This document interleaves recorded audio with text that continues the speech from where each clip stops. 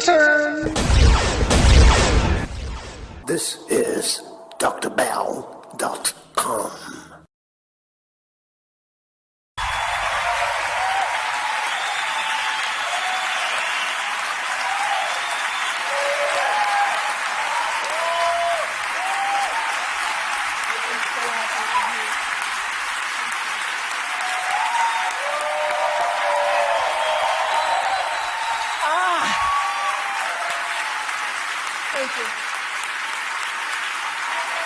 Thank you. Thank you all.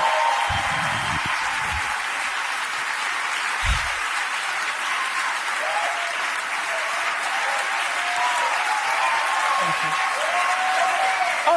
Okay. Thank you, Reese. In 1964, I was a little girl sitting on the linoleum floor of my mother's house in Milwaukee, watching Anne Bancroft present the Oscar for Best Actor at the 36th Academy Awards. She opened the envelope and said 5 words that literally made history. The winner is Sidney Poitier. Up to the stage came the most elegant man I had ever seen. I remember his tie was white, and of course his skin was black, and I'd never seen a black man being celebrated like that. And I have tried many times to explain what a moment like that means to a little girl, a kid watching from the cheap seats as my mom came through the door, bone-tired from cleaning other people's houses. But all I can do is quote and say that the explanation in Sidney's performance in Lilies of the Field, amen, amen, amen, amen. In 1982, Sidney received the Cecil B. DeMille Award right here at the Golden Globes, and it is not lost on me that at this moment, there are some little girls watching as I become the first Black woman to be given this same award.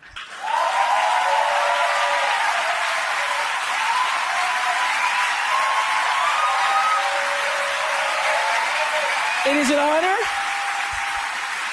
It is an honor, and it is a privilege to share the evening with all of them, and also with the incredible men and women who've inspired me, who've challenged me, who've sustained me, and made my journey to this stage possible. Dennis Swanson, who took a chance on me for AM Chicago.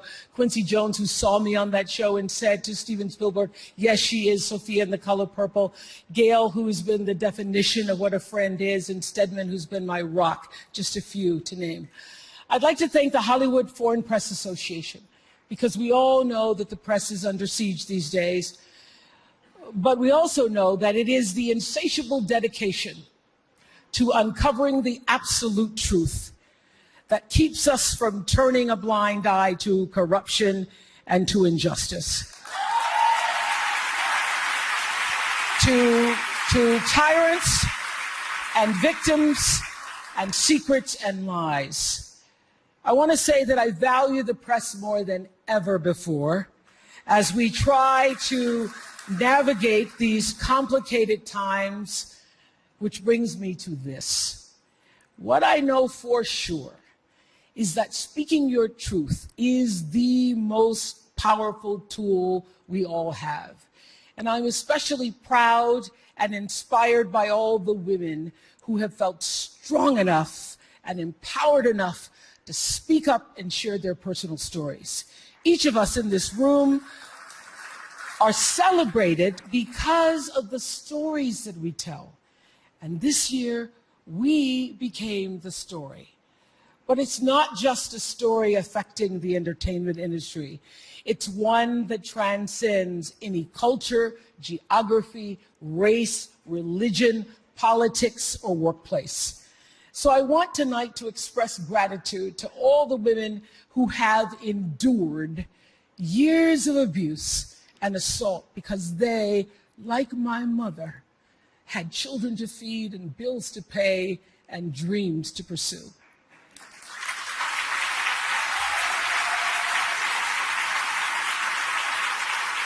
They're the women whose names we'll never know.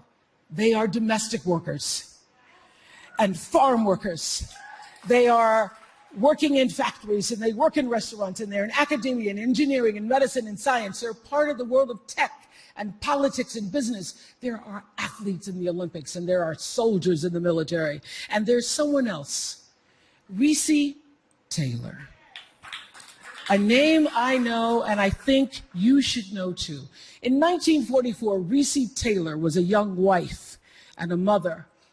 She was just walking home from a church service she'd attended in Abbeville, Alabama, when she was abducted by 6 armed white men, raped and left blindfolded by the side of the road, coming home from church.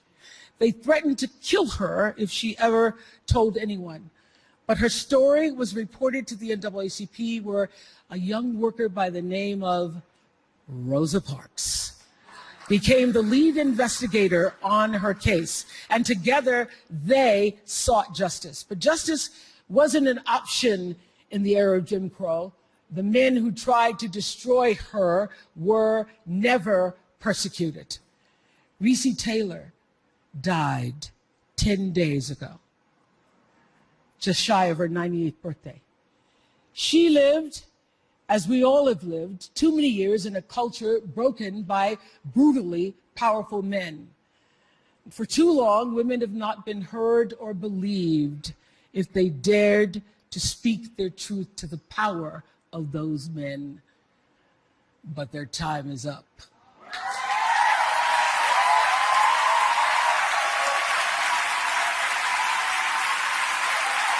Their time is up.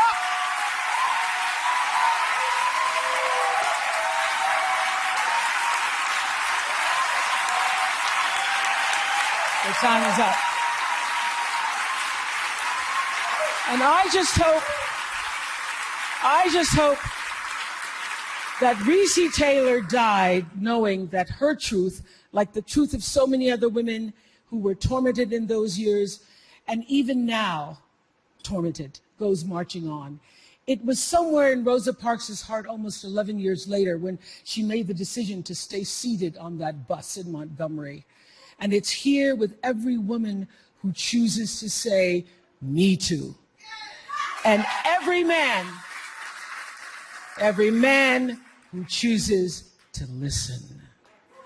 In my career, what I've always tried my best to do, whether on television or through film, is to say something about how men and women really behave, to say how we experience shame, how we love and how we rage, how we fail, how we retreat, persevere, and how we overcome. I've interviewed and portrayed people who've withstood some of the ugliest things life can throw at you, but the one quality all of them seem to share is an ability to maintain hope for a brighter morning, even during our darkest nights. So I want all the girls watching here and now to know that a new day is on the horizon. And when that new day finally dawns, it will be because of a lot of magnificent women, many of whom are right here in this room tonight, and some pretty phenomenal men fighting hard to make sure that they become the leaders who take us to the time when nobody ever has to say, "Me too," again. Thank you.